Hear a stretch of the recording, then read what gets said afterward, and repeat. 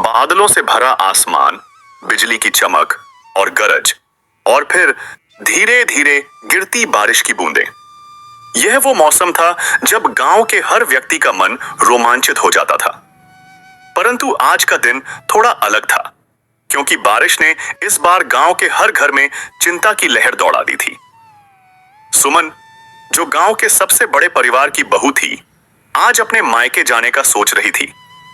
उसकी सास शारदा देवी ने सुबह से ही उसके जाने की तैयारी में जुट गई थी।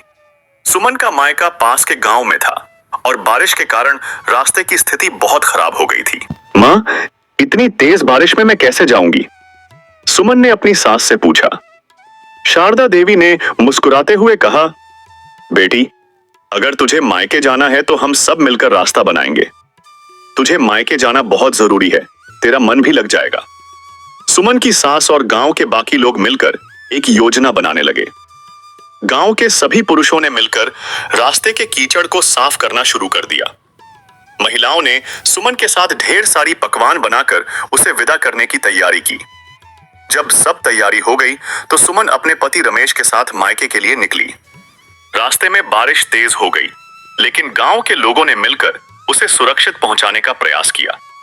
गांव के पुरुष रास्ते में आगे आगे चलकर कीचड़ और पानी को हटाते रहे और महिलाएं सुमन के साथ गीत गाते हुए चलती रहीं।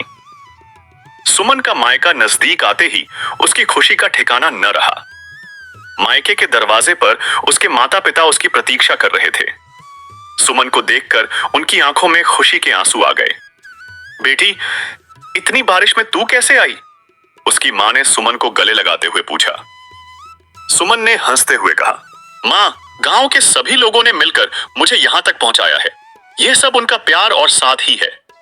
सुमन ने अपने मायके में कुछ दिन बिताए, अपने बचपन के दोस्तों से मिली और अपने माता पिता के साथ खुशियों के पल बिताए। बारिश ने उसकी जिंदगी में एक नया रंग भर दिया था। जब वह वापस अपने ससुराल लौटी तो उसे समझ आ गया था कि एकता और सहयोग ही किसी भी मुश्किल को आसान बना सकते हैं। सुमन के इस अनुभव ने पूरे गांव को एकजुट कर दिया था और सबने मिलकर इस बारिश को एक यादगार बन दिया। इस तरह बारिश में बहू सुमन के मायके जाने की कहानी ने पूरे गांव में एकता और सहयोग का एक नया संदेश दिया।